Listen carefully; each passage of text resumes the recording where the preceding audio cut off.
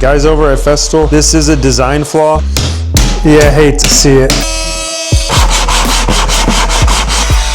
Ugh, stay in school, kids.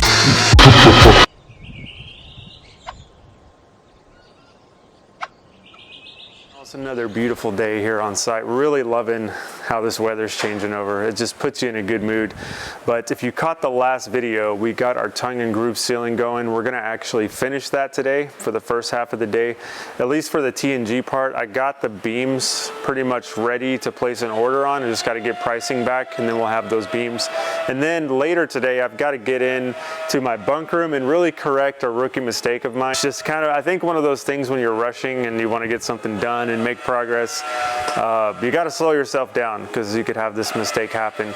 But we'll correct it, we'll get it going, and yeah, we'll just have fun today and see what we get into. You'll notice we have this kind of funky layout where we have that spacing between each panel or coffer, whatever you want to call it, where the beams intersect. That is something we had to do at the last minute because the lumberyard and mills are saying they're having a hard time getting quarter sawn white oak. So they only could give us 10s and 12s, and we had to do the best with the material that we had.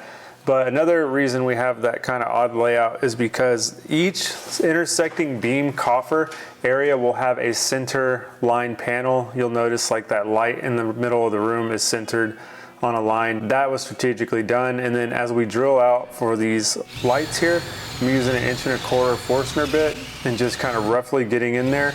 And I'll show you how we'll take care of this later in the video. All right. So this is where we're at, about halfway through the day. You can see we've got a little bit more here to do, then we're complete with our T&G. I'm actually pull off this project right now and go into our bunk room to address what I was telling you guys about earlier. All right, so as we come into our bunk room here, these look good. There's just a minor detail that's actually a major detail in my book. But if I just glance at these, you guys probably won't see it. But if you were here in person, I guarantee you carpenters with that kind of carpentry eye would catch this. But check it out. If we zoom in on our little cove detail here, see if I can get that to focus. See the movement in that cove? That's supposed to be a sweeping continuous shape. But obviously there's some chatter there. My dumb rookie mistake is that I should have corrected this template. See how it's off right there? This was my jig that I cut all those out on. You can see that's not a perfect cutout of a circle. And all my router is gonna do is just follow that.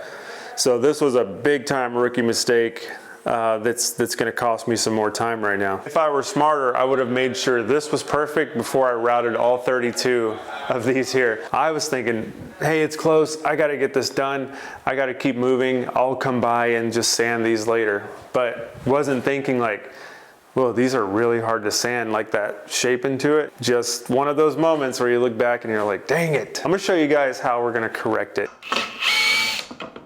So here's my template, and funny enough, the way I got this is I just put a 5-gallon bucket on a piece of wood and traced it to get that radius. And I thought, well, I have this kind of sticky sandpaper, and I just started sanding away at it. So we could take our little template here and screw it on from the back to where it's just slightly behind our existing bracket there, and then that'll be my guide for my router, and it'll clean all that up.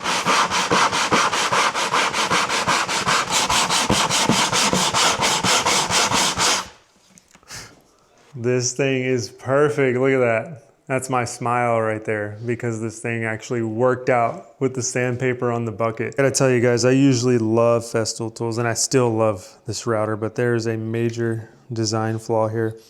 I popped this end cap off, and I've had problems with this in the past, but there's like a piece of plastic that holds the bolt in there that allows you to adjust the height on this plunge mechanism. And that is stripped out because metal and plastic will only last so long, guys. So guys over at Festools, this is a design flaw, and I actually can't do anything with this now, so I'm gonna have to cut it out of there, unfortunately. So Red Death is coming for you right now.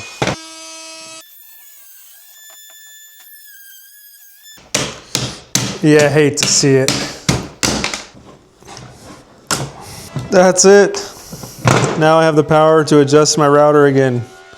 And I'll probably like make my own handle right here because I could get a replacement part for that, but I'm gonna be doing this entire thing all over again. So hopefully they come up with a new design. I actually love the design right there in the handle. I just wish it was like metal maybe. That would have been better.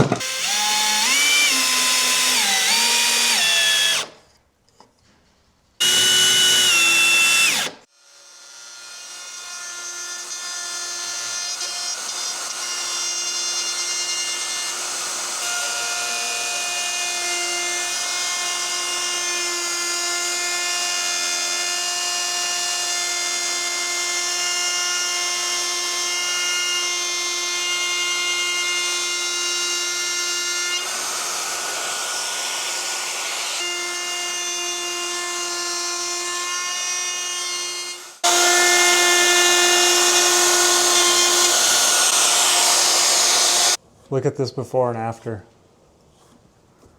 So that's before I put the router on it, obviously, and then after it cleans it up. So like a little bit of hand sanding on that would actually be fine. And that's what I'm gonna have to do probably. All right, 31 more to go. All right, slowly but surely going around. Just did this one, it's looking good. And this one over here also, maybe I can do like a side-by-side, like a before and after. So taking these things back a little bit further. So let me do a split screen right here. Here's what we're looking like now. And this is what we had before. So you can see the difference there. That is nice and smooth. I'm happy with it. So now that I've got these figured out, I feel so much better about it. It's been on my mind ever since I put these together. Like I need to get in there and route those. Is it even gonna work? Yes, it's gonna work and I'm very pleased with it. So now, we'll go back over to the dining room where we're doing that T&G ceiling. And if you guys remember, if you followed this series, we showed how we cut out for these holes with like laser precision. We used the little plumb point laser. So every hole on this ceiling was cut out with that laser. You make a mark on the floor. I showed it in a whole video, I'll link it in the description.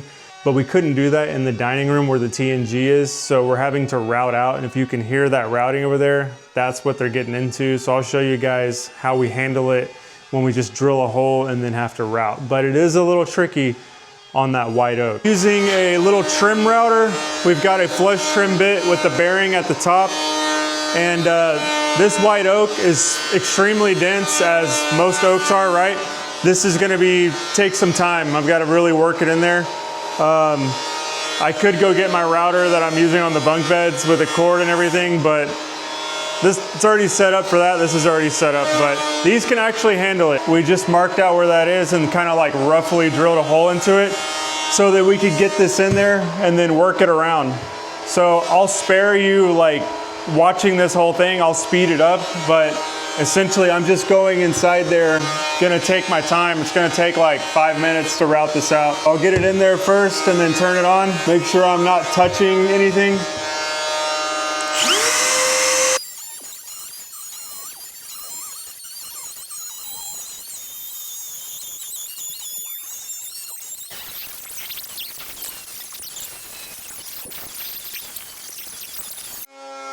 So we started with the full battery, and now we have 2 bars. Trim routers are actually pretty powerful. I think it's a 3.5-inch hole, so it just hogged out all that and only depleted 2 bars.